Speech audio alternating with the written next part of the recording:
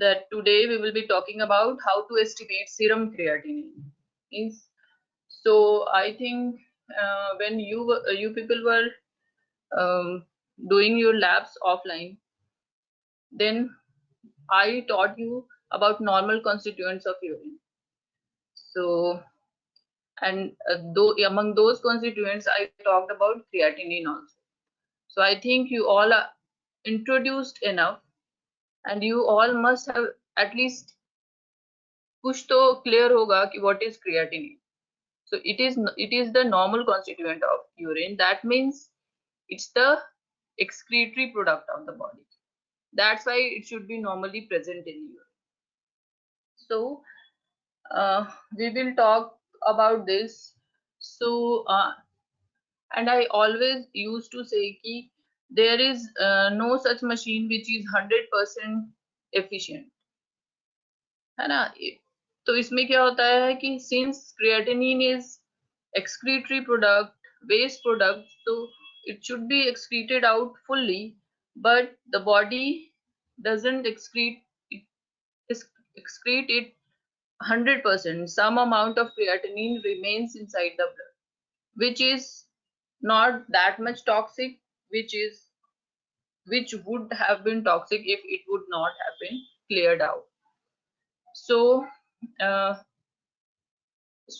we already know this much amount of serum creatinine is found in every normal human organism. So if the amount is getting increased or it is getting decreased, then it's problematic, then it's pathological. So we have to find out whether it's normal or not. So the method to how will we identify and measure?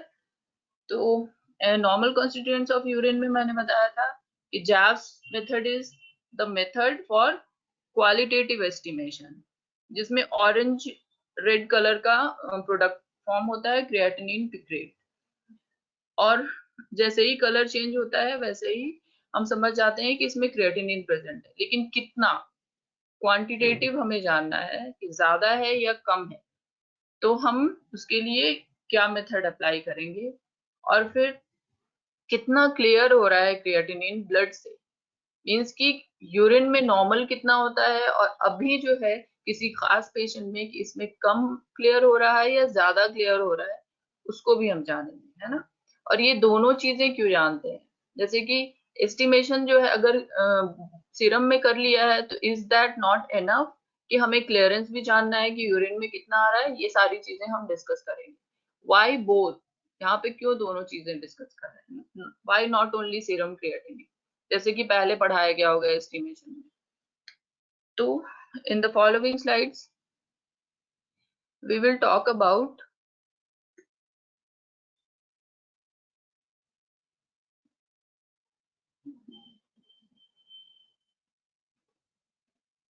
ठीक है।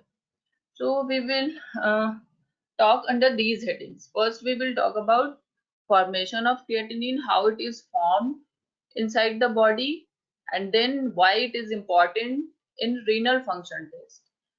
To know the renal function, why, how it is important, how it indicates about the function of kidney, how kidney is performing.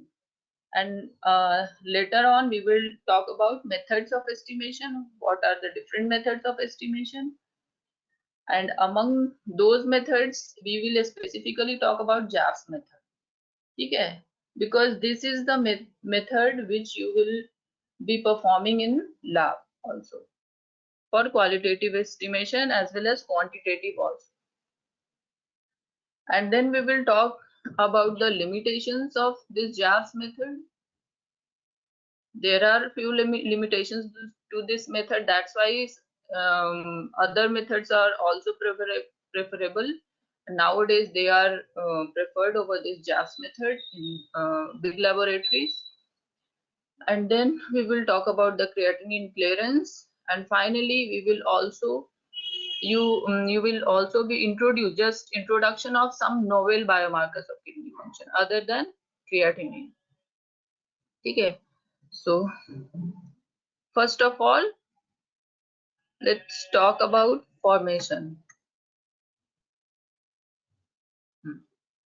So I think it's not so clear, so I will like talk about this so that it's appreciable to you. ये उतना clear नहीं हो पाया मुझसे, clear इसकी picture नहीं मिल पाई, और मैं इसको टाइप करके स्लाइड में नहीं बना पाई, इसलिए उसके लिए सॉरी। मैं इसको डिस्कस कर लेती है, किसी भी बुक में मिल जाएगा, तो इसको बस एक माइंड में एक नॉलेज होना चाहिए, ओवरव्यू होना चाहिए बस। इट्स नॉट इम्पोर्टेंट कि आपको each and every structure of the concern molecules के पता होने चाहिए। तो फर्स्ट ऑफ ऑल क्या होता है कि यूजुअली जो first step of the formation of creatinine है, this creatinine forms through like various reactions, बहुत सारे रिएक्शंस होते हैं, अलग अलग ऑर्गन्स में ये रिएक्शंस होते हैं, और फाइनली क्रिएटिनिन बेस्ड प्रोडक्ट का फॉर्मेशन होता है। तो ये स्टार्ट कहाँ से होता है कि लाइक लिवर है, किडनी है, पैनक्रियाज है, दीज आर द ऑर्गन्स जहाँ पे ये दो एंजाइम्स होती है, ट्रांसअमाइडेज और ट्रांसमिथाइलेज। ये बहुत सिंप्लीफाइड नेम है इसके एंजाइम्स के। और तो क्या होता है, लिवर, किडनी और पैनक्रियाज में arginine and glycine amino acids जो है वो कंबाइन करते हैं, ठीक है।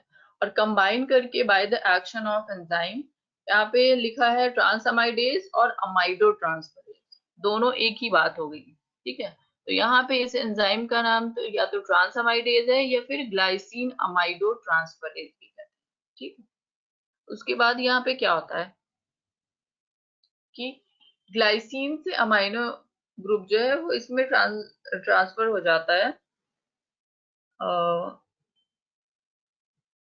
इसलिए यहाँ पे नाम दे दिया गया glycine amido transferase. And it leads to the formation of two products. One is ornithine, जो कि हमारा मेन कंसर्न नहीं है, ये साइड प्रोडक्ट है, और उसके बाद बनता है गुआनिडो एसीटेट, ठीक है। तो फिर ये guanido acetate, this is acted upon by another enzyme, वो है गुआनिडो एसीटेट मिथाइल ट्रांसफरेज और ट्रांसमिथाइलेज, ठीक है। ये एंजाइम एक्ट करती है गुआनिडो एसीटेट पे, गुआनिडीनो एसीटेट पे, ठीक है। और इस पे एक्ट करके और फिर एक और कोएंजाइम है जो कि शायद पढ़ लिया हो, नहीं पढ़ा होगा तो आगे पढ़ोगे तुम लोग, कि एस एडिनोसिल मिथ्योनिन, इसको सैम भी कहते हैं। तो क्या होता है कि by the action of enzyme guanido acetate methyl transferase और transmethylase and S adenosyl methionine, ये गुआनिडीनो एसीटेट पे एक्ट करते हैं, और यहाँ पे क्या होता है कि मिथाइल ग्रुप का ट्रांसफर होता है और एस एडिनोसिल मिथ्योनिन से एस एडिनोसिल होमोसिस्टीन बन जाता है, और दूसरा प्रोडक्ट जो हमारा है वो क्रिएटिन का फॉर्मेशन होता है, ठीक है।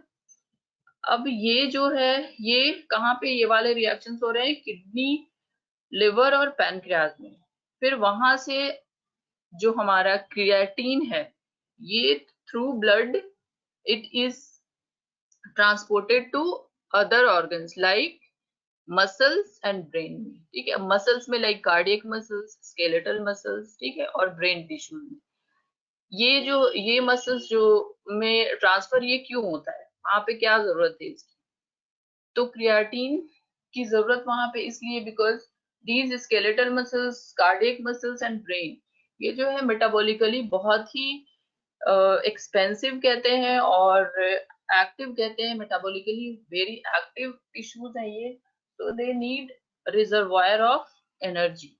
जैसे मायोग्लोबिन में पढ़ा होगा कि हीमोग्लोबिन का काम है कि उसको ऑक्सीजन को ट्रांसफर करने का, ठीक है, सारे टिश्यूज में जहाँ पे भी उन्हें टिश्यूज को जरूरत है वहां पे हीमोग्लोबिन इक्वली सबको प्रोवाइड कर देता है शॉर्ट टर्म।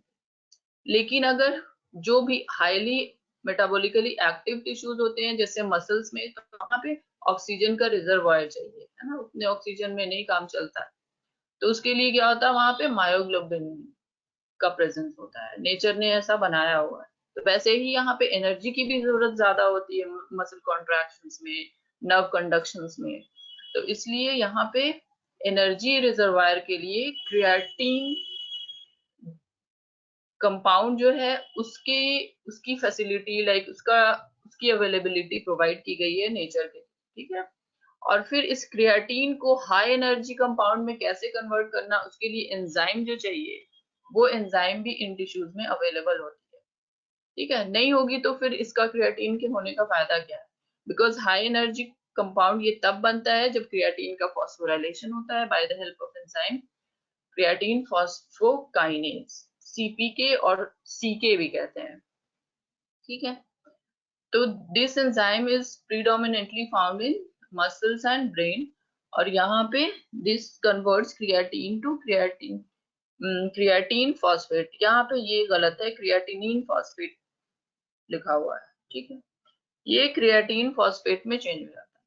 तो अब मसल्स को जरूरत होती है तो इनिशियली मसल कॉन्ट्रैक्शंस में 20 to 30 सेकेंड्स में ये क्रिएटिन फॉस्फेट जो है यही एनर्जी प्रोवाइड करता है मसल कॉन्ट्रैक्शन, ठीक है। और तो इसमें फॉस्फोराइलेशन होता है तो एटीपी से फॉस्फेट ग्रुप यूज होता है और एटीपी से एडीपी में कन्वर्ट हो जाएगा और फॉस्फेट ग्रुप जो है क्रिएटिन से अटैच होकर क्रिएटिन फॉस्फेट।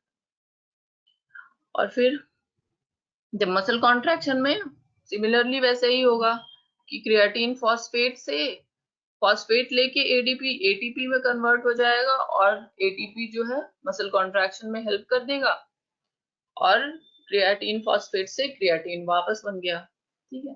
तो ये रिसाइकल हो जाता है, लेकिन इसमें से अराउंड 2% ऑफ टोटल क्रिएटिन जो होता है is converted daily into creatine, ठीक है। जैसे ये क्रिएटिन बना उसके बाद फिर रिसाइकल होके फिर उसका फॉस्फोराइलेशन बाय सीपीके हो जाना चाहिए, लेकिन वही है कि हर चीज 100% नहीं होती।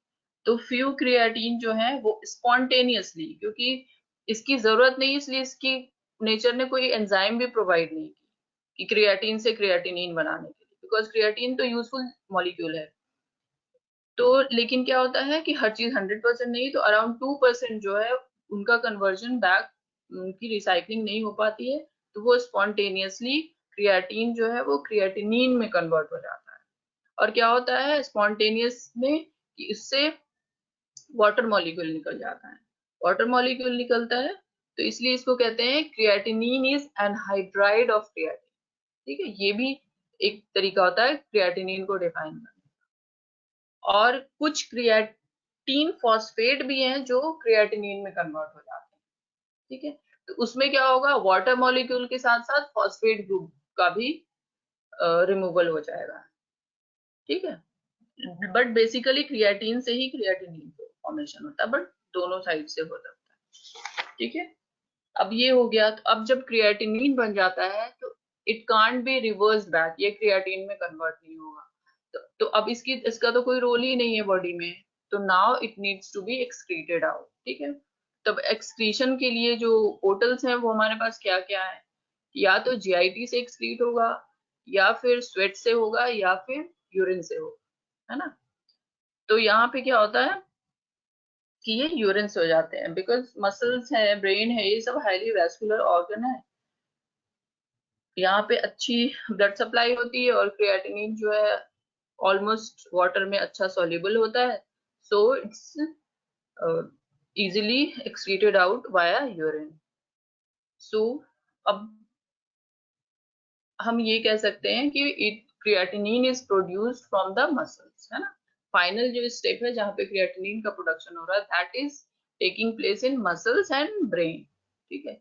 मसल सिर्फ इसलिए यहाँ पे लिखा हुआ बिकॉज अगर कंपेयर करेंगे कि ब्रेन का मास कितना है और मसल्स टोटल बॉडी में जो मास है, जो रेशियो है, वो लाइक ब्रेन कितना वेट होता है 500 to 800 ऐसे, 500 तो नहीं उससे ज्यादा ही होता होगा, तो 700-800 ग्राम्स का, और उसके बाद इसका वेट कितना होता है, मसल्स कितने किलोग्राम्स में होते हैं, तो इसलिए produce from the muscles and brain, and the creatine in the muscle is broken down to form creatinine, ठीक है। around 2% of this creatine is broken down to form creatinine per day. The rate of breakdown of muscle in the body is constant, ठीक है। अब ये कि muscles breakdown क्या है, breakdown को या फिर वियर एंड टीयर कह सकते हैं कि डेली वियर एंड टीयर जो सेल्स कि होते रहते हैं, जो नॉर्मल प्रोग्राम्ड सेल डेथ होती है, कि अब एजिंग हो गई है सेल्स की, तो वो डेली बेसिस पे होती है।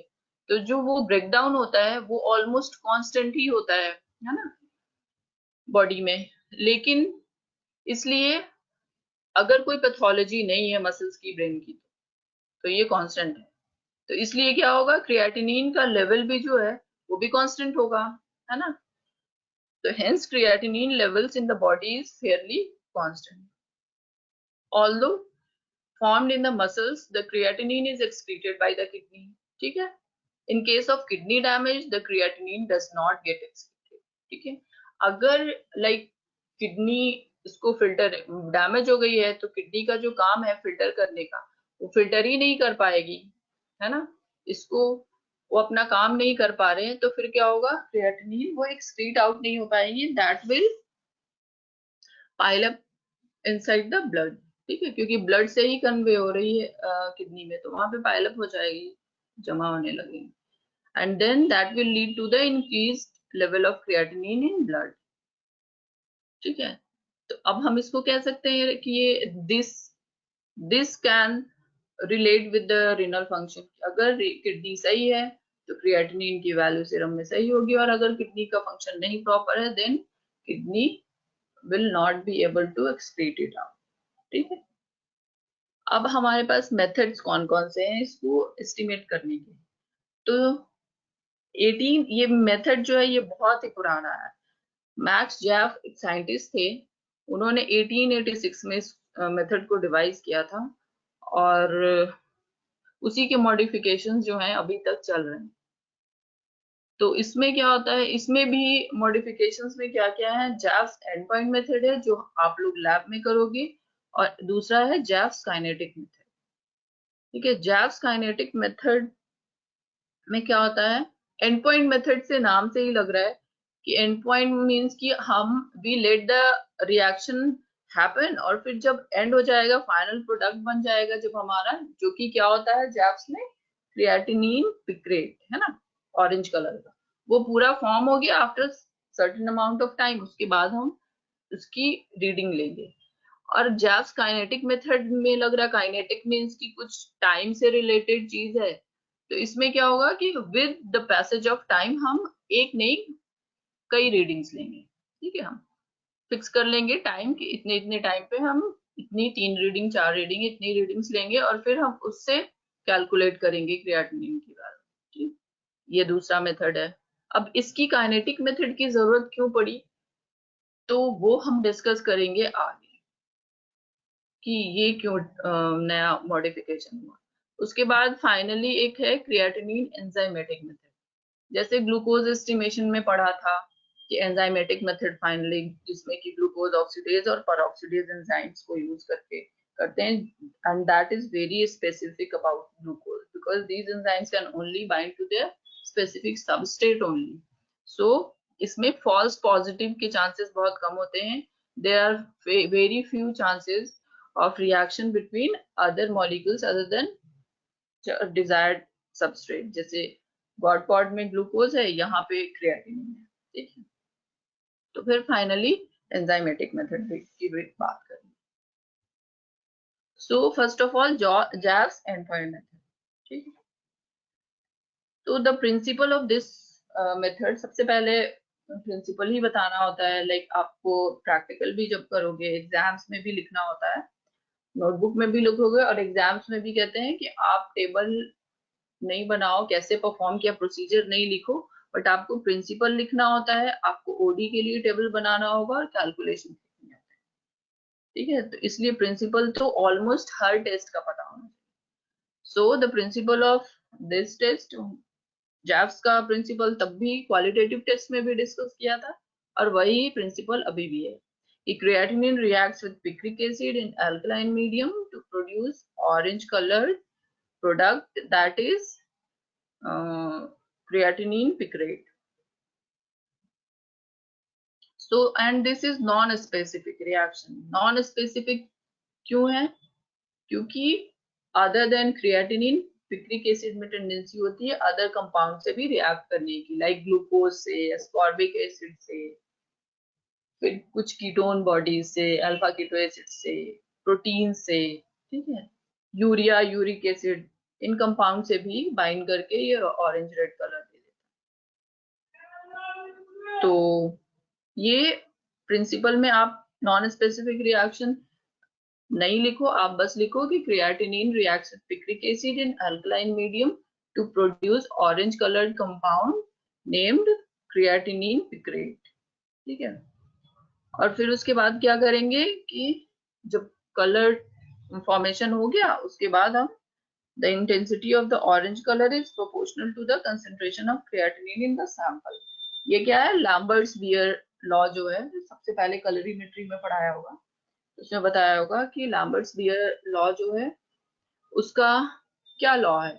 लॉ में यही है कि सबसे पहले जो बियर्स लॉ है वो यही है कि जितनी इंटेंसिटी सोल्यूशन की इंक्रीज करेगी, उतना ही ऑप्टिकल डेंसिटी और उतनी ही क्या होगा, कंसेंट्रेशन जो एनालाइट का है उस सॉल्यूशन में वो रेज करेगा। So the concentration and intensity of colour is directly proportional to each other, है ना। इसलिए इंटेंसिटी वर्सेस कंसेंट्रेशन ग्राफ बनाएंगे हम, तो स्ट्रेट लाइन होना चाहिए पासिंग थ्रू ऑरिजिन, ठीक है। तो वही वही चीज यहाँ पे भी है। जितने भी मेथड्स हैं जो कलरीमेट्री से जिनके रिजल्ट्स हम निकालते हैं, उनमें बियर लॉ ही लगेगा, और सारे में आप लिखोगे ये कि intensity of the product colour is directly proportional to the concentration of analyte, ठीक है, इन द सैंपल। तो यहाँ पे भी वही कहेंगे, the intensity of the orange color is proportional to the concentration of creatinine in the sample and this is read colorimetrically and compared to a standard treated similarly, ठीक है। तो standard क्यों बनाते हैं, आई थिंक सबको पता होगा। Standard is just like scale, कि हम किसी की लेंथ बताना है तो हम कैसे बताएंगे कि लेट्स से कि कोई एक पेपर है, किसी ने पूछा कि कितना बड़ा पेपर है, कहेंगे बड़ा पेपर है, तो दूसरे को दिखाएंगे, वो कहेगा कि छोटा पेपर है। तो अब कैसे जानेंगे ये बड़ा है छोटा है, कितना बड़ा है कितना छोटा है। तो उसके लिए जैसे स्केल है ना, सेंटीमीटर्स, मिलीमीटर्स, मीटर, तो इससे हमें आइडिया हो जाता है, लाइक ये यूनिवर्सल चीजें हैं जो हर किसी को पता है। तो अगर कोई 1 मीटर कहता है तो बगैर देखे हम सबको पता चल जाता है कि 1 मीटर में वो कितना बड़ा होगा। तो वैसे ही हमारा स्टैंडर्ड होता है, ठीक है। बायोकेमिस्ट्री में स्टैंडर्ड्स होते हैं कि हम स्टैंडर्ड से कंपेयर करते हैं, जिसमें कि सिर्फ एनालाइट के कंसेंट्रेशन का डिफरेंस होता है, अदरवाइज सारी चीजें सेम होती हैं, सारी चीजें सेम करेंगे तभी तो वो प्रॉपर स्टैंडर्ड होगा। तो इसीलिए हम सैंपल से अगर निकाल रहे हैं, सैंपल से हमें जानना है क्रिएटिनिन कितना है, तो हम क्या करेंगे, स्टैंडर्ड और सैंपल दोनों को सेम रिएजेंट से ट्रीट कराएंगे, एक्सेप्ट कि सैंपल में सिर्फ सैंपल होगा और स्टैंडर्ड में सिर्फ हमारा नोन स्टैंडर्ड होगा, कि हमें पता है कि हमने इसमें कितना क्रिएटिनिन डाला है, ठीक है। सो लॉट ऑफ उसके बाद क्या है, ये तो हो गया कि ये हमारे प्रिंसिपल्स हो गए और हम ऐसे निकाल लेंगे। लेकिन इसमें और क्या चीजें हैं कि लॉट जो नॉन स्पेसिफिक का, lot of non specific chemicals also give the जैव्स रिएक्शन पॉजिटिव, जो भी डिस्कस किया कि कौन कौन से कंपाउंड्स हैं जो रिएक्ट करते हैं which are normally present in blood, है ना। Urea, uric acid, glucose, ascorbic acid, ठीक है, ketone bodies, these are normally present. तो हम उसको कैसे निकाल पाएंगे, और they are present in very little amount. It's not like protein, जैसे प्रोटीन है ग्राम्स पर डेसीलीटर में प्रेजेंट होते हैं, तो they can be separated out from the blood, है ना। कि अगर हमें क्रिएटिनिन की वैल्यू जानना तो हम ज्यादा से ज्यादा इंटरफेरेंस को चाहेंगे कि हम उससे हटा दें ताकि उसके रिएक्शंस ना हो पिक्रिक एसिड से।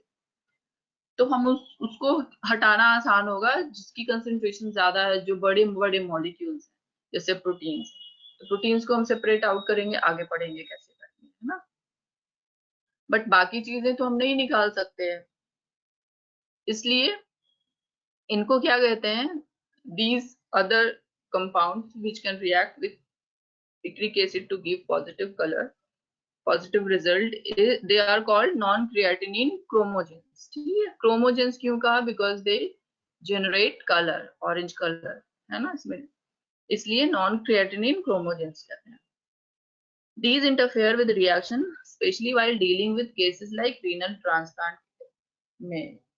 क्योंकि renal transplant में क्या होता है, patient is already on बहुत सारे ड्रग्स पे होते हैं, वो इम्यूनोसप्रेसेंट्स पे होते हैं जो ट्रांसप्लांट वाले पेशेंट होते हैं, और इन सारी ड्रग्स में टेंडेंसी होती है पिक्रिक एसिड से कंबाइन होने की. तो इसलिए रीनल ट्रांसप्लांट के पेशेंट को ट्रांसप्लांट कर दिया, अब कैसे पता चलेगा कि किडनी प्रॉपरली फंक्शन कर रही है कि नहीं? बिकॉज उसमें तो वैल्यू बहुत ज्यादा पॉजिटिव आ सकती है और पेशेंट को ड्रग से विड्रॉ कर नहीं सकते. इसलिए यहाँ पे जैब्स रिएक्शन इन केसेस में तो हमें प्रॉपर रिजल्ट नहीं देगा. ठीक है, तो अब आगे क्या करेंगे हम, ये डिस्कस करेंगे. तो यहाँ पे क्या होता है कि अब जैब्स की जो ये प्रॉब्लम हो गई, तो इसके लिए एंड पॉइंट मेथड की प्रॉब्लम हो गई, है ना, कि हमने पूरा रिएक्शन होने दिया और उसके बाद हम वेट करेंगे और रीडिंग लेंगे. तो अब तो उसमें सारी चीजें हैं, पिक्रिक एसिड से रिएक्ट की हुई, तो कैसे पता कि ये this value is only because of creatinine? वो कभी हो ही नहीं सकती है ना. तो इसलिए हमने जो काइनेटिक मेथड है, तो काइनेटिक मेथड का भी एक मॉडिफिकेशन है, that is 2 point kinetic method, jabs 2 point kinetic method. ठीक है, उसमें क्या करते हैं, 2 पॉइंट मीन्स कि हमने 2 टाइम इंटरवल ले लिया है कि हम इतने टाइम इंटरवल पे और इतने टाइम इंटरवल पे 2 रीडिंग लेंगे और उसमें से हम माइनस करेंगे और वैल्यू निकालेंगे. तो ये क्यों करेंगे? ये इसलिए करेंगे कि दिस हैज बीन ऑब्जर्व कि there are chromogens which are fast reacting with picric acid and some are slow reacting with picric acid as compared to creatinine, है ना. creatinine का अपना रेट है पिक्रिक एसिड से कंबाइन करने का, और कुछ है जो बहुत क्रिएटिनिन से पहले रिएक्ट कर जाते हैं और कुछ है क्रिएटिनिन से बाद रिएक्ट करते हैं. तो हमने सोचा इस प्रॉपर्टी को यूज करके हम इस वैल्यू को और लाइक रिलायबल बनाते हैं. तो उसके लिए क्या किया कि ये देखा गया कि विद इन, जब हम पिक्रिक एसिड को इस सीरम से मिलाते हैं, तो वहां पे क्या होता है कि इनिशियली 20 सेकेंड्स तक फास्ट रिएक्टिंग जो क्रोमोजेंस होते हैं वो रिएक्ट कर जाते हैं, like pyruvate, glucose, ascorbate, urea, uric acid. ठीक है, अदर देन प्रोटीन, क्योंकि प्रोटीन जो है वो 80 सेकेंड्स के बाद रिएक्ट. और क्रिएटिनिन देखा गया है कि after initiation of reaction 20 second, it takes 20 seconds to start the reacting with picric acid. तो इसलिए और टिल 80 सेकेंड्स तक ऑलमोस्ट क्रिएटिनिन जो है वो रिएक्ट कर जाती है और 80 सेकेंड्स के बाद प्रोटीन स्टार्ट्स रिएक्टिंग. तो इसलिए हमने ये बनाया है कि हम मशीन को ऐसे सेट कर लेते हैं कि एक रीडिंग 20 सेकेंड्स पे, एक 80 सेकेंड्स पे, और फिर जो डिफरेंस आता है उसको, that difference is because of creatinine. ठीक है, अब उसको हम कैलकुलेट करेंगे. सो ये हो गया 2 पॉइंट मेथड. अगर एग्जामिनर पूछते हैं कि हम इसके लिए और क्या कर सकते हैं, जैसे आपने एग्जाम में परफॉर्म किया, लेके जाते हैं एग्जामिनर के पास, वो पूछेंगे कि कौन से मेथड से किया, तो आप बताओगे कि जैब्स एंड पॉइंट मेथड से.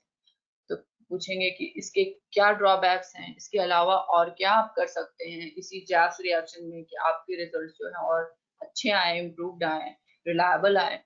तो आप ये कहेंगे कि हम इसमें काइनेटिक मेथड लगा सकते हैं और उसमें 2 पॉइंट काइनेटिक मेथड कर सकते हैं और ऐसे कर सकते हैं, और ये क्यों करते हैं. ठीक है, आई थिंक अब आप बता पाओगे. उसके बाद अब हम इस जैब्स एंड पॉइंट मेथड के बारे में पढ़ेंगे कि प्रोसीजर की हम कैसे सैंपल प्रिपरेशन करते हैं. तो उसमें हमें रिएजेंट्स क्या क्या चाहिए, पहले तो ये पता होना चाहिए. तो रिएजेंट्स में हमें सैचुरेटेड पिक्रिक एसिड सॉल्यूशन चाहिए. ठीक है, उसके बाद हमें H2SO4 चाहिए, 0.75 नॉर्मेलिटी NaOH चाहिए क्योंकि हमें अल्कलाइन मीडियम बनाना है, और क्रिएटिनिन स्टैंडर्ड चाहिए क्योंकि हमें उससे कंपेयर करना है, और सोडियम टंगस्टेट चाहिए. तो इसमें पिक्रिक एसिड समझ आ गया, NaOH समझ आ गया, इसका रोल क्या है, क्रिएटिनिन स्टैंडर्ड समझ में आ गया, बट H2SO4 सोडियम टंगस्टेट का क्या रोल है? तो इसका रोल है कि ये प्रोटीन को डीनेचर कर देगा, like H2SO4, and sodium tungstate ये क्या करेगा, प्रोटीन को प्रेसिपिटेट आउट कर देगा, बिकॉज प्रोटीन बहुत लार्ज अमाउंट में है तो हम उसको तो क्लियर कर ही देंगे, उसको सैंपल से निकाल देंगे, तो प्रेसिपिटेट आउट हो जाएगा। उसके लिए हमने ये दो चीजें यूज की है, ठीक है।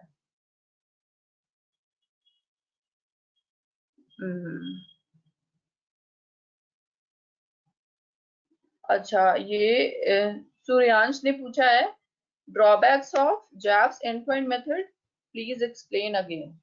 अच्छा, जैव्स का जो एंड पॉइंट का ड्रॉबैक है वो यही है कि वो ये है, क्या है, अभी मैंने इतनी बार बताया है, वो ये है कि लाइक बहुत सारे, जैसे एक वर्ड ये जो है ना, इसको तो लिख ही लो, नॉन, और ये कैसे जाएगा, नॉन क्रिएटिनिन,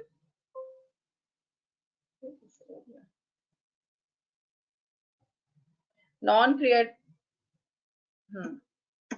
यहाँ पे लिखा, नॉन क्रिएटिनिन क्रोमोजेंस जो है ना, इसको लिख लो, नॉन क्रिएटिनिन क्रोमोजेंस जो है, these are the only reason because of which we are not relying on endpoint method, ठीक है।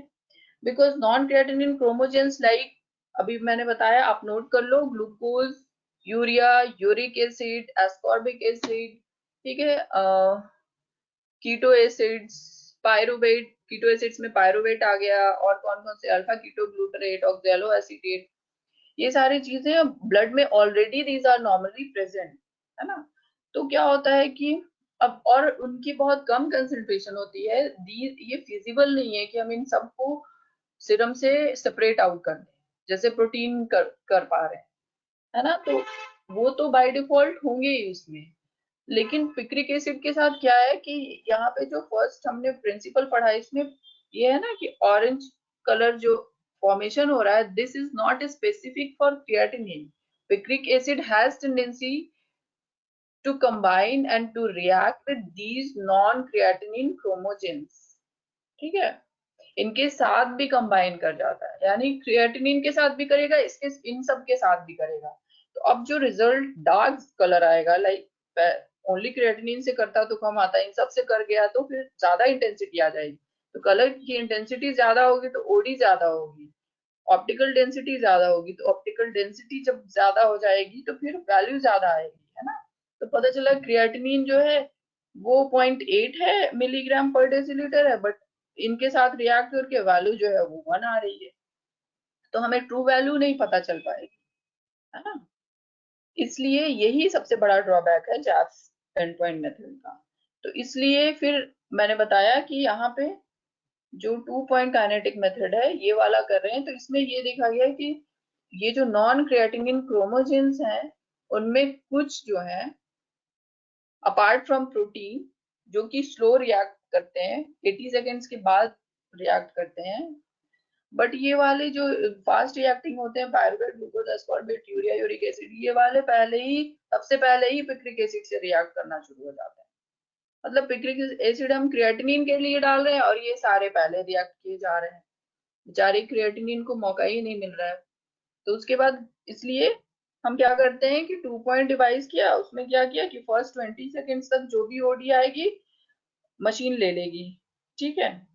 और हमें पता है कि 20 सेकेंड्स वाली जो है वो फॉल्स है, उसकी हमें जरूरत नहीं है, बिकॉज वो तो नॉन क्रिएटिनिन क्रोमोजेंस की वजह से। उसके बाद हमें पता है कि 20 सेकेंड, और क्रिएटिनिन के नखरे इतने हैं कि वो 20 सेकेंड्स के बाद ही रिएक्ट करेंगे पिक्रिक एसिड से, तो चलो भाई हम इसका फायदा उठाएंगे कि हमें पता है। तो फिर अब क्या होता है, और ये जो है 80 सेकेंड्स तक ऑलमोस्ट क्रिएटिनिन सारे रिएक्ट कर जाते हैं, तो हम 80 सेकेंड्स के बाद लेंगे एक और रीडिंग, है ना। तो 80 सेकेंड्स पे जो लेंगे वो तो that will be because of fast reacting non creatinine chromogens and creatinine both, इन दोनों की वजह से, और 20 सेकेंड्स पे सिर्फ इसकी वजह से, फास्ट रिएक्टिंग नॉन क्रिएटिनिन क्रोमोजेंस। तो जब अब हम माइनस करेंगे तो वैल्यू जो आएगी वो तो क्रिएटिनिन की आएगी ना, ठीक है। आई थिंक अब ये क्लियर हो गया होगा, ठीक है। तो हमें रिएजेंट्स ये चाहिए, अब हम सबसे पहले क्या करते हैं, हर जगह पे हम प्रोटीन फ्री फिल्ट्रेट बनाते हैं, है ना।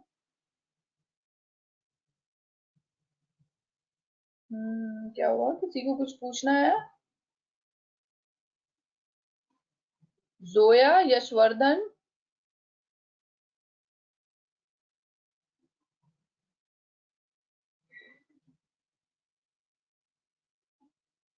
चलो ठीक है।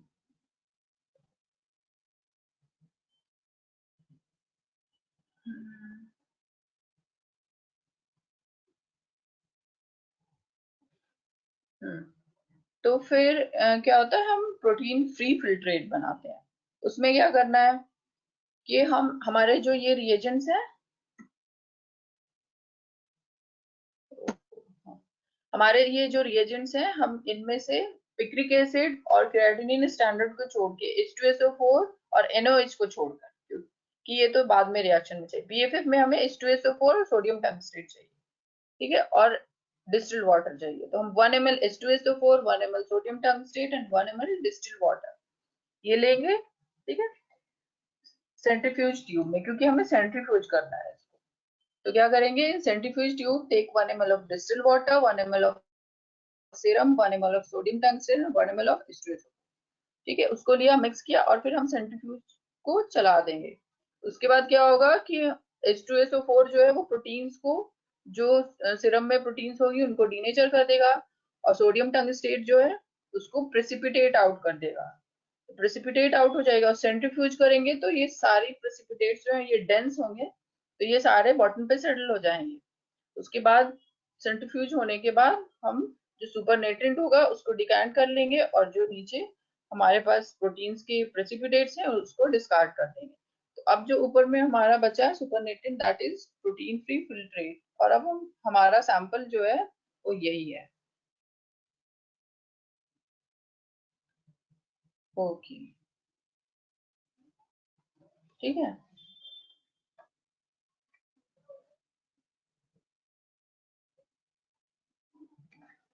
तो मेरे हम्म अब हमारे पास सैंपल है, हमने स्टैंडर्ड रखा हुआ है, ठीक है, और स्टैंडर्ड आपको बनाना नहीं होता है, स्टैंडर्ड बना के देते हैं और उसका कंसंट्रेशन भी बता देते हैं, ताकि आप कैलकुलेशन में हेल्प होगी। उसके बाद और हम ब्लैंक में क्या लेंगे, डिस्टिल वाटर लेंगे, ठीक है। तो हम 3 टेस्ट ट्यूब लेंगे, ब्लैंक, स्टैंडर्ड और टेस्ट, ठीक है। उसके बाद क्या करेंगे, ये वाला भी आपको एग्जाम में बना हुआ टेबल मिलता है कि कितना कितना किस में डालना है, you need not remember this, ठीक है, और ना ही आपको ये लिखना होता है अपनी आंसर शीट पे, आपको सिर्फ अपनी ओडी का टेबल बनाना होगा, ठीक है। तो सबसे पहले ब्लैंक में डिस्टिल वाटर डालेंगे, स्टैंडर्ड जो है स्टैंडर्ड वाले टेस्ट ट्यूब में डालेंगे, और टेस्ट पीएफएफ जो बना हमारा वो हम टेस्ट में डालेंगे, ठीक है। हर जैप्स के बहुत सारे मॉडिफिकेशंस हैं, हर लैब्स अपनी अपनी मॉडिफिकेशंस यूज करती है। तो आई थिंक कि हम लोग भी जो करते हैं, ये जो मैंने डाला है, ये वाला कंसंट्रेशन जो है नहीं डालते हैं। 4 ml 1 ml का है शायद, sample 4 ml, 2 ml distil water, और 2 ml स्टैंडर्ड में, 2 ml डिस्टिल स्टैंडर्ड, 4 ml डालते हैं टेस्ट, और ब्लैंक में 4 ml वो डिस्टिल वाटर। तो इसमें जो है ये डिफरेंट है, तो आपको तो ये मिलेगा, इसको तो याद करने की जरूरत नहीं है, बस इसको इसको हमें यूज कैसे करना है वो जानना है, कि ब्लैंक में डिस्टिल वाटर डालते हैं, स्टैंडर्ड स्टैंडर्ड में डालेंगे, और पीएफएफ जो है वो टेस्ट में डालेंगे। कितना डालना है वो डायरेक्शंस आपको मिलेंगे जब भी आपको करना हो। उसके बाद क्या डालना है, हमें हमें पिक्रिक एसिड चाहिए, और अल्कलाइन मीडियम करने के लिए 0.75 नॉर्मेलिटी का हमें सोडियम हाइड्रोक्साइड चाहिए। तो ये तीनों में डालना है ना, क्योंकि all should be treated similarly, सिर्फ डिफरेंस जो है वो एनालाइट्स का होना चाहिए। उसके बाद क्या करेंगे, तीनों टेस्ट ट्यूब्स को मिक्स करेंगे थरली।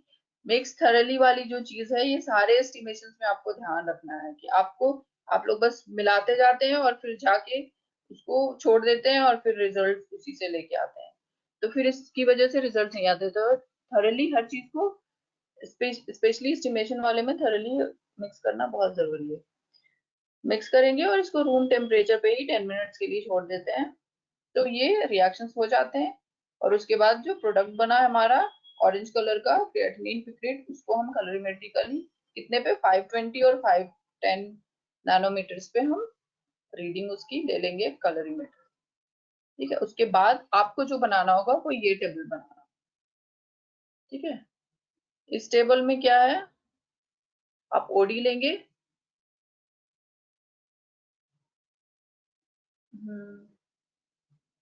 किसी को कुछ पूछना है क्या?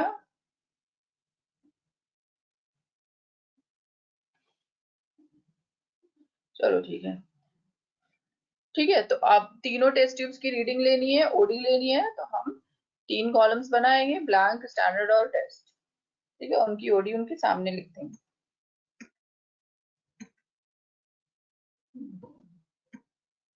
उसके बाद कैलकुलेशन में ये जो फर्स्ट लाइन है बस इसको नोट कर लीजिए, नीचे वाली लाइन को नोट करने की जरूरत नहीं, बिकॉज ये हमारी लैब में डिफरेंट है, तो यहाँ पे वैल्यूज भी इसकी डिफरेंट आएंगी, है ना। तो आप सिर्फ फर्स्ट वाले जो रिएक्शन, ये जो फॉर्मूला फर्स्ट वाला जो है इसको आप नोट डाउन कर लो। कैलकुलेशन जो है कि क्रिएटिनिन, क्रिएटिनिन एक यूनिट भी हमेशा लिखना होता है कि किस यूनिट में रिजल्ट आया आपका। तो क्रिएटिनिन इन मिलीग्राम्स पर डेसीलीटर है, और ये कैसे है, जैसे कि हर टेस्ट में करते हैं कलरीमेट्री में, ये लैम्बर्ट्स-बियर्स लॉ के अकॉर्डिंग, तो उसमें क्या होता है OD of test by OD of standard. लेकिन यहाँ पे क्या है, ब्लैंक भी लगाया है हमने बिकॉज कलर्ड रिएजेंट्स हैं, और भी तो हमें ब्लैंक को माइनस करना होगा उससे, वरना उसमें क्या होगा, इन रिएजेंट्स की वजह से जो कलर आया उसकी भी वैल्यू आ जाएगी, है ना। तो उसको भी हमें निगेट करना है, इसलिए हम ब्लैंक को टेस्ट से भी माइनस करेंगे और स्टैंडर्ड से भी माइनस करेंगे। तो OD of test minus OD of blank by OD of standard minus OD of blank. ठीक है, इनटू कंसेंट्रेशन ऑफ स्टैंडर्ड, यानी आपने जो भी लिया, लाइक अगर 4 ml लिया है तो 4 ml में कितना कंसेंट्रेशन है, तो बता देते हैं कि इतना कंसेंट्रेशन ऑफ स्टैंडर्ड हमने दिया है, तो आप उसको पुट करोगे कि जो भी कंसेंट्रेशन है वो, और वॉल्यूम ऑफ स्टैंडर्ड की आपने कितना वॉल्यूम स्टैंडर्ड का लिया है। ठीक है, वो इसमें पुट करेंगे और फिर 100 से मल्टीप्लाई करेंगे, और वॉल्यूम ऑफ, और सीरम का वॉल्यूम कितना लिया है। ठीक है, जैसे कि स्टैंडर्ड का तो क्या करते हैं,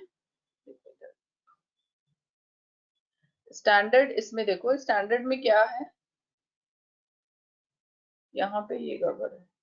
चलो चलो ये फॉर्मूला रखो, उसी वक्त पुट करना है। यूजुअली क्या होता है कि स्टैंडर्ड जो होता है उसमें लाइक अगर 4 ml जैसे बताया मैंने बुक में 4 ml डालते हैं, तो 4 ml में 2 ml distil water, 2 ml standard डालते हैं। बट पीएफएफ जो है वो 4 ml पीएफएफ ही डालते हैं, उसमें डिस्टिल वाटर ऐड नहीं करते। तो इसलिए यहाँ पे वॉल्यूम ऑफ स्टैंडर्ड जो होगा और वॉल्यूम ऑफ सीरम जो होगा वो डिफरेंट हो जाएगा।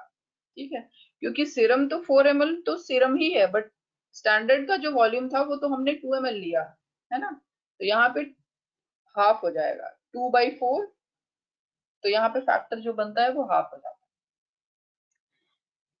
ठीक है, ये लिख लिया होगा आई थिंक। अब आगे बढ़ते हैं, तो आप ऐसे कैलकुलेट कर लोगे जाव्स मेथड से, है ना। अब तो इसमें कोई कंफ्यूजन नहीं है, ये सारी चीजें हो गई। अब हम डिस्कस करेंगे अनदर जो था लास्ट में हमने कि क्रिएटिनिन एंजाइमेटिक मेथड। ठीक है, एंजाइमेटिक मेथड से में क्या होता है, तो एंजाइमेटिक मेथड में है लाइक 2-3 और भी मेथड्स हैं जो बुक्स में मिल जाते हैं, बट जो करेंटली अभी मेथड्स हो रहे हैं जो ऑटो एनालाइजर्स में होते हैं बड़े बड़े सेंटर्स में, वो यही वाला रिएक्शन होता है। ठीक है, इसी को यूज करते हैं, इसलिए मैंने सिर्फ ये वाला डाला है बिकॉज इससे और कंफ्यूजन और एक्स्ट्रा लोड हो जाएगा। तो आप बस इसको याद रखते हो तो अच्छा है, नहीं याद रखते हो तो भी कोई बात नहीं है, आपको बस पता होना चाहिए कि एंजाइमेटिक मेथड भी क्रिएटिनिन का है, which is preferable in big laboratories and specially for kidney transplantation, है ना, इसलिए एंजाइमेटिक मेथड करते हैं।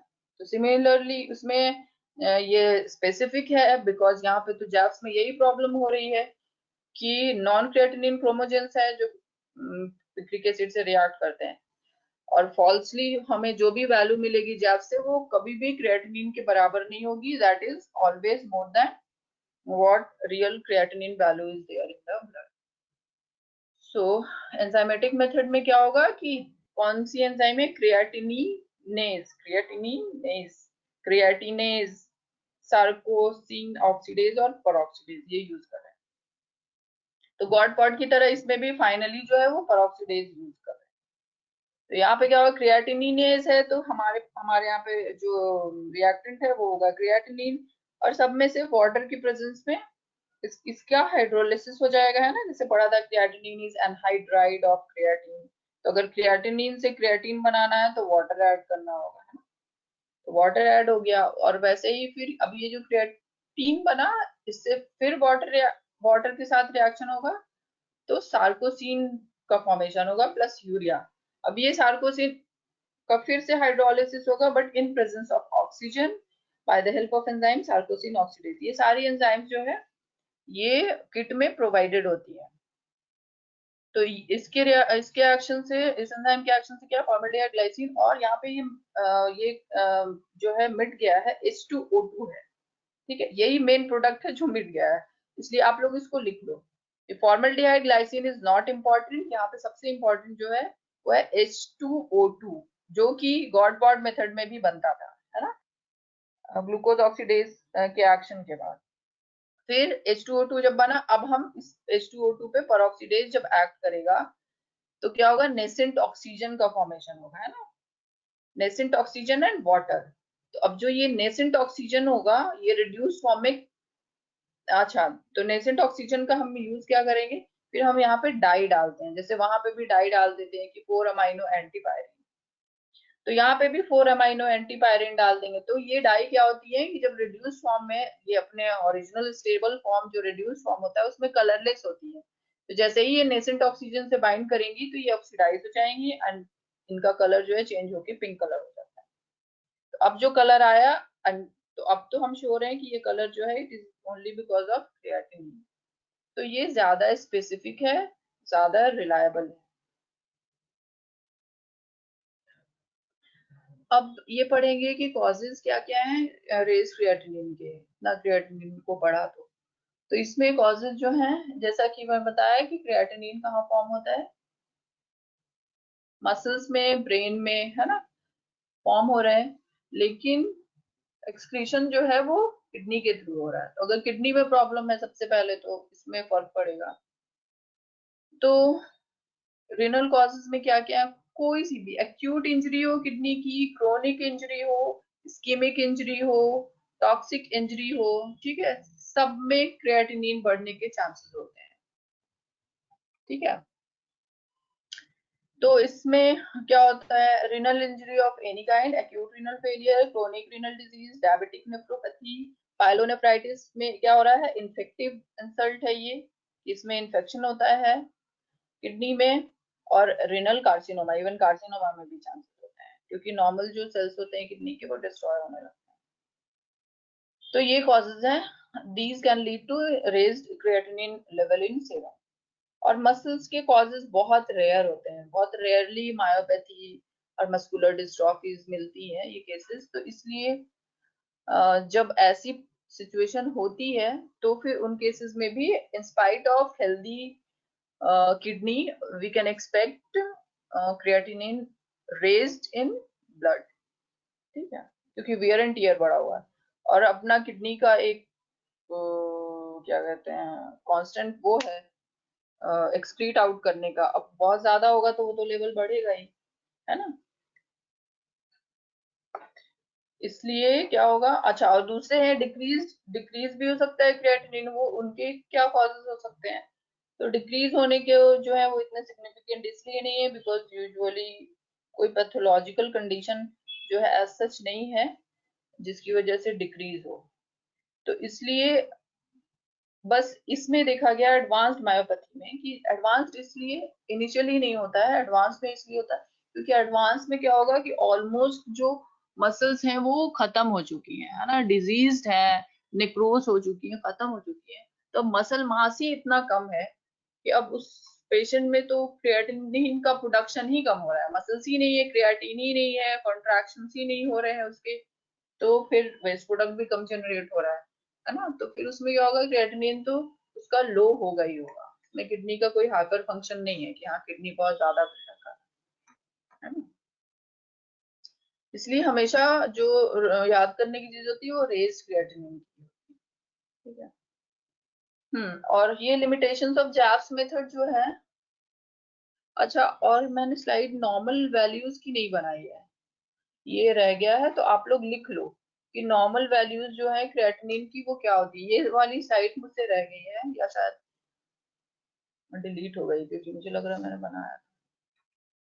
तो नॉर्मल वैल्यूज जो है वो क्या होती है, तो नॉर्मल अगर जैसे मेल फीमेल की अलग है, वो पहले आप लोग लिख लो। फीमेल में जो normal values of serum creatinine is 0.5 to 1.1 milligrams per deciliter, ठीक है। In female, normal serum creatinine level is 0.5 to 1.1 milligrams per deciliter, and in male, it's slightly raised because male में क्या होता है, मसल मास ज्यादा होता है, इसलिए मेल्स में क्रिएटिनिन ज्यादा होगी। कितना होगा ज्यादा? सिर्फ 0.1 यूनिट्स है, लाइक इसमें 0.5 टू 1.1 है, तो इसमें 0.6 टू 1.2 मिलीग्राम्स पर डेसीलीटर इन मेल, ठीक है। अगर नहीं याद रहता है मेल फीमेल का अलग से, तो आप एवरेज में 0.3 टू 1.5 मिलीग्राम पर डेसीलीटर भी एक वैल्यू भी याद कर लोगे तो आप पास हो जाओगे, ठीक है। तो वैसे ही आप गेस करो कि जो न्यूबॉर्न बेबी होगा उसमें उसमें वैल्यू क्या होगी, जिसमें मसल मास जितना ज्यादा है कम है उसके अकॉर्डिंग उसका क्रिएटिनिन नॉर्मल क्रिएटिनिन भी होगा, है ना। हर किसी का नॉर्मल उसके मसल मास के अकॉर्डिंग होगा। तो ये हो गया, इसलिए अच्छा चलो इसको मैं बाद में, इस सेंटेंस को बाद में बोलूँ, अभी इसकी लिमिटेशंस पहले पढ़ लेते हैं। तो क्या होता है, Jaffe's reaction is less specific, है ना। नॉन स्पेसिफिक है ही, नॉन स्पेसिफिक है ये, less specific. Only 80% of the colour development is due to creatinine in sample, है ना। 20% जो है वो non specific non creatinine chromosomes की वजह से कलर, ये एक लिमिटेशन है भाई। तो इसका मतलब 80% रिजल्ट जो है वही सही है, 20% के बारे में हम नहीं कह सकते कि क्या है। So there are a number of other substances, है ना। ये क्यों है? Because of other substances present in serum like glucose, urea, uric acid, protein etcetera which react with alkaline picrate and contribute to the color development giving rise to higher results, ठीक है। तो फिर कुछ मॉडिफिकेशन जो जैव्स method में है वो ये भी किया गया कि true creatinine value can be determined by getting rid of these non-specific chromogens by the use of Lloyd's reagent. Lloyd's reagent में क्या होता है, हाइड्रेटेड एल्यूमिनियम सिलिकेट। तो इसमें ये एक्सपेक्ट करते हैं कि हाइड्रेटेड एल्यूमिनियम सिलिकेट जो है ये बाकी के जो ये नॉन स्पेसिफिक नॉन क्रिएटिनिन क्रोमोजेंस जो है इनको भी प्रेसिपिटेट आउट कर देंगे। तो ये एक स्टेप और पीएफएफ जो बनाने का जो हमारे स्टेप्स थे कि हम H2SO4 डाल रहे हैं और सोडियम टंगस्टेट डाल रहे हैं प्रोटीन को प्रेसिपिटेट आउट करने के लिए, उसमें एक स्टेप और बढ़ जाता है कि फिर उसके बाद हम लॉयड्स रिएजेंट से भी उसको ट्रीट करते हैं।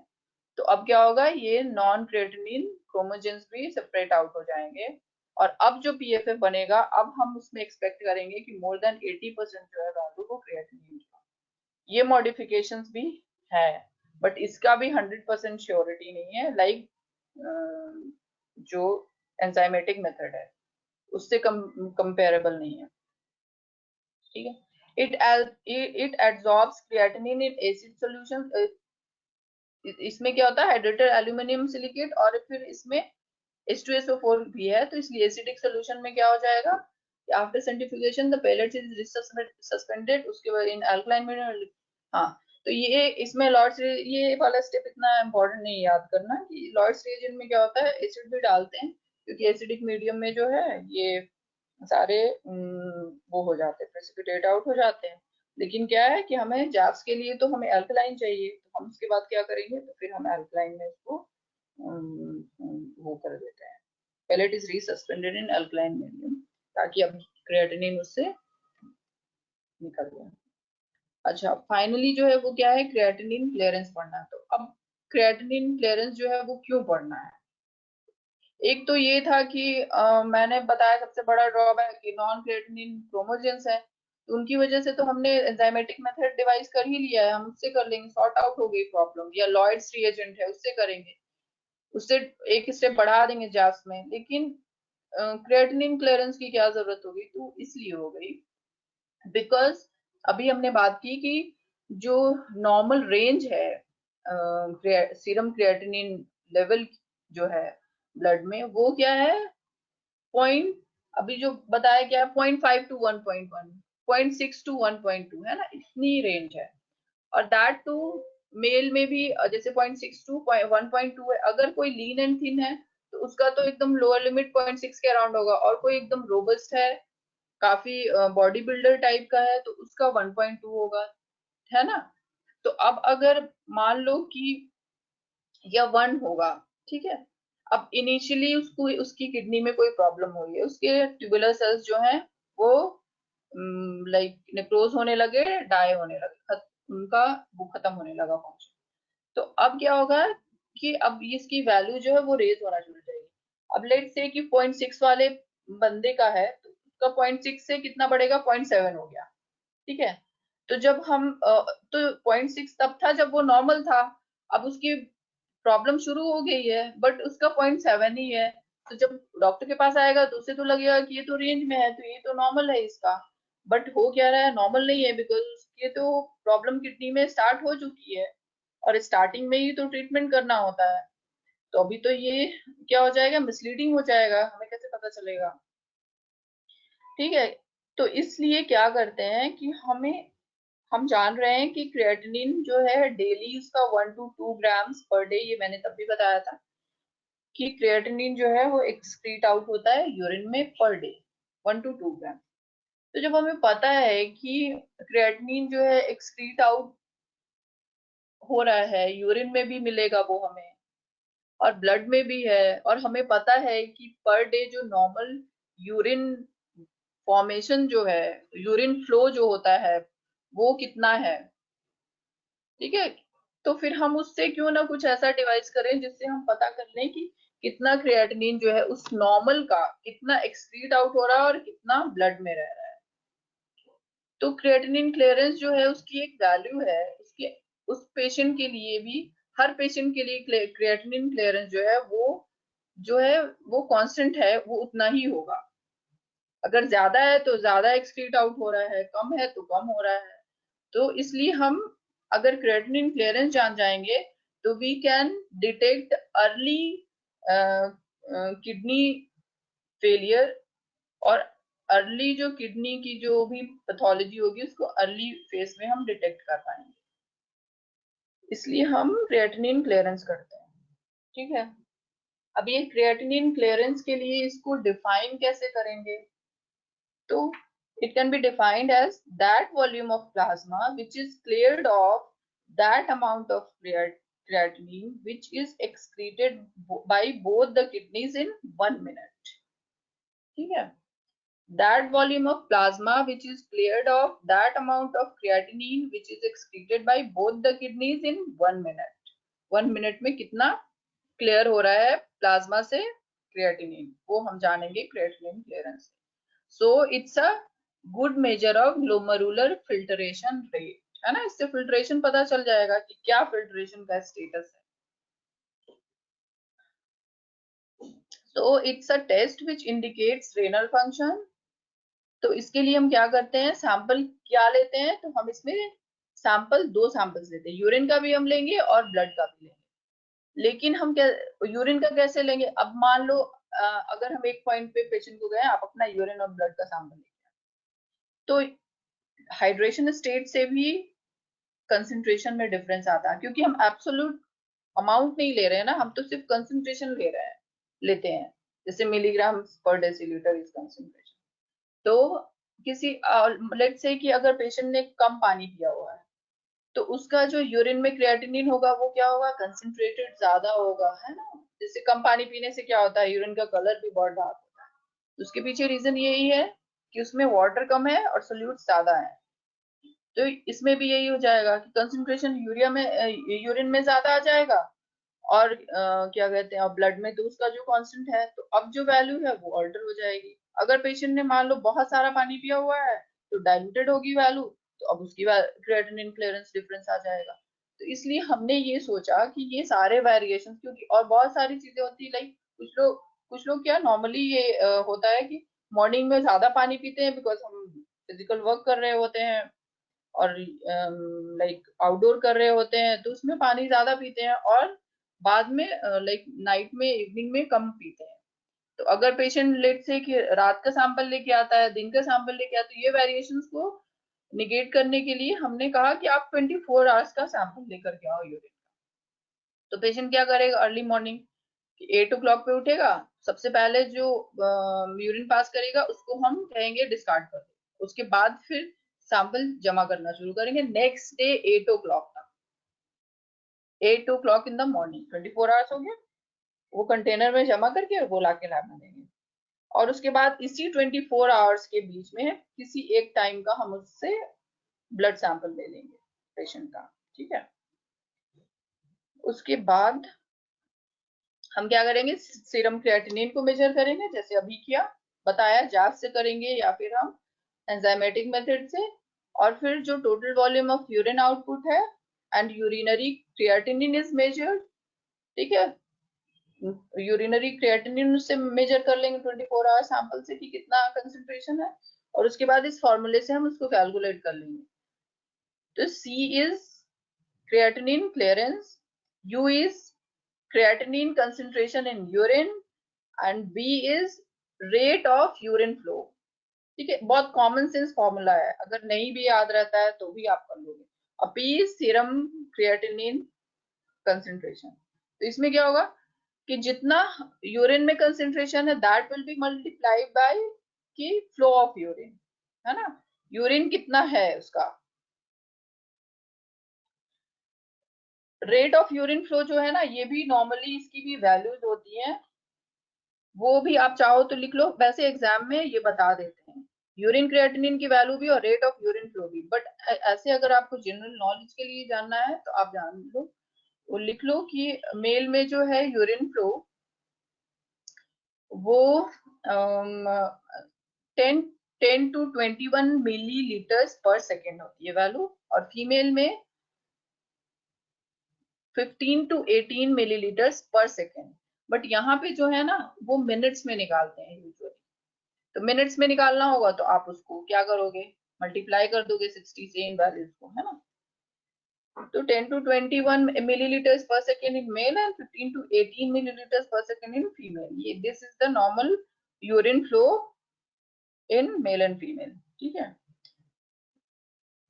तो हमारा क्रिएटिनिन क्लियरेंस आ जाएगा। तो नॉर्मली जो है वो क्रिएटिनिन क्लियरेंस की वैल्यू क्या होती है, तो एवरेज लेके चलते हैं, मेल फीमेल का अलग अलग नहीं, बिकॉज ये तो निकालना ही होगा आपको, तो आपको पता होना चाहिए कि ये नॉर्मल है कि नहीं है ना।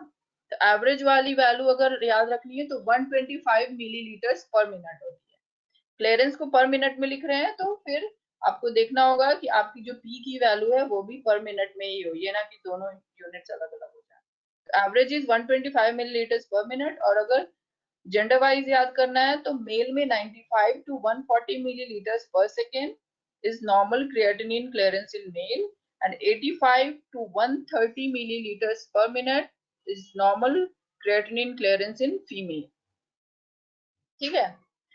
तो अब इससे हमें पता चल जाएगा अगर थोड़ा भी डिफरेंस है in spite of creatine serum creatinine being normal, अगर थोड़ा भी डिफरेंस किडनी फंक्शन में है that can be detected by creatinine. But ये वही है कि ये प्रोसेस इतना इजी नहीं होता, 24 आवर यूरिन सैंपल कलेक्ट करना है पेशेंट के लिए बहुत टीडियस हो जाता है, इसलिए यूजुअली इसको हम वो कर देते हैं, कम रिकमेंड करते हैं, है ना। ये तो लिखवा दिया मैंने। फिर अच्छा अदर और भी क्लियरेंस स्टडी जो है वो क्या है, क्लियरेंस के लिए क्या क्या यूज करते हैं, मुझे लगता है फिजियोलॉजी में भी जब पढ़ाया होगा ये किडनी, तो उसमें बताया होगा कि इनुलिन को यूज करते हैं, आयोहेक्सोल जो है ये रेडियो एक्टिव कंपाउंड है इसको यूज करते हैं, फिर क्रोमियम 51 EDTA यूज करते हैं, आयोथैलामेट यूज करते हैं।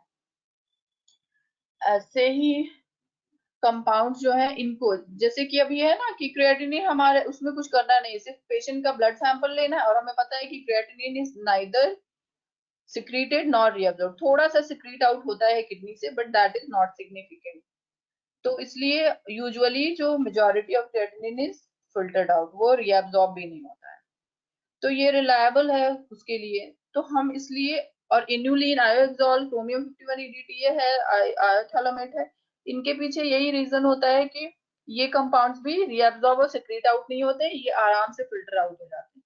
बट इनके साथ प्रॉब्लम ये है कि ये बहुत एक्सपेंसिव प्रोसीजर है, इसमें पेशेंट का जो है वो उसके पैसे खर्च होंगे, फिर ये एक्सोजीनस है, हमें बाहर से देना होगा पेशेंट को, है ना। और फिर इस प्रोसेस में काफी टाइम लगेगा, बिकॉज हमें वेट करना पड़ेगा कि वो अभी ब्लड में गया है, अब वो किडनी में जाएगा ब्लड से, फिर वो फिल्टर आउट होगा, फिर हमें टाइमिंग का ध्यान रखना होगा कि हम इतने इतने टाइमिंग पे लेना है, फिर हमें वेट करना होगा कि लॉन्ग लास्टिंग है, लॉन्ग लास्टिंग उसमें उसके ब्लड में ये रह सकता है। तो ये सारी चीजें, और हम इसे स्क्रीनिंग के लिए नहीं लगा पाते हैं, तो इसलिए हम ये कंपाउंड्स को यूज नहीं करते हैं, सीरम क्रिएटिनिन को यूज। बट आपको मालूम होना चाहिए कि और कौन कौन से मेथड्स हैं जिससे कि हम जान सकते हैं क्लियरेंस को। तो हम इनुलिन को यूज कर सकते हैं, और ये आप लोग लिख लो अगर एग्जामिनर पूछते हैं तो।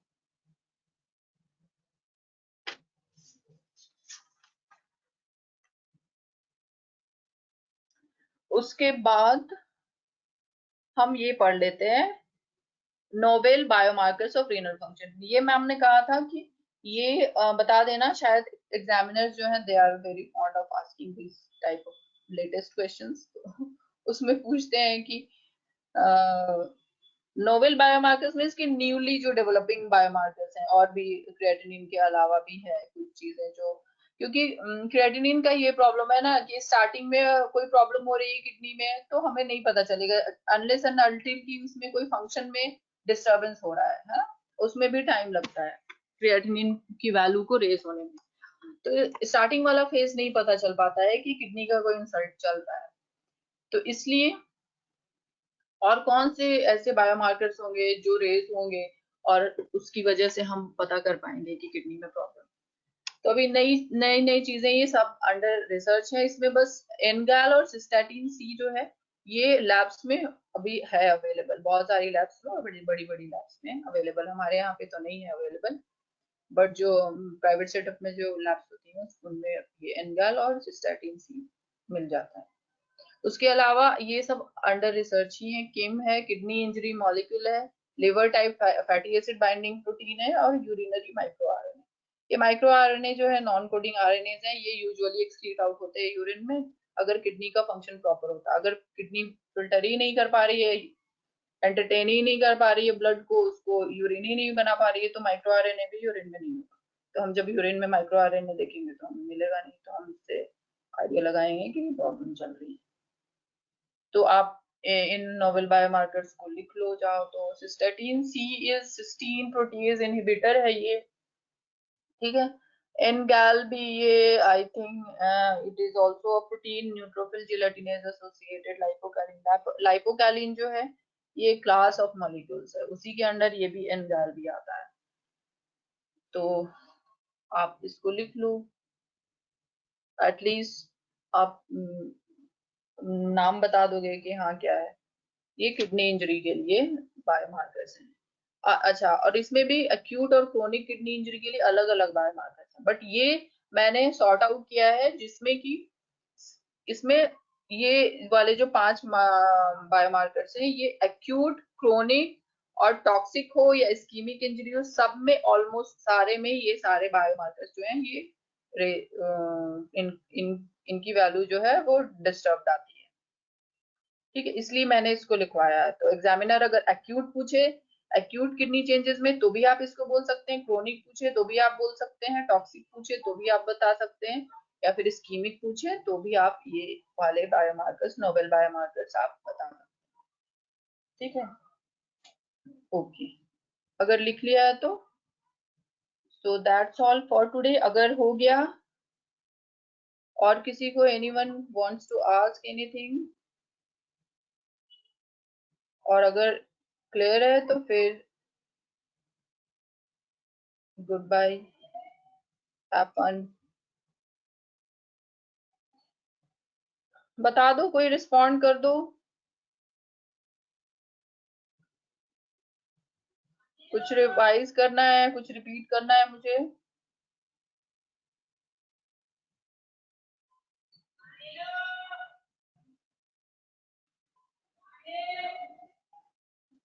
नहीं करना?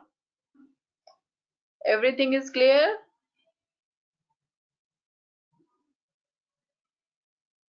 No one is responding. So I take this as yes. We should leave now. Okay.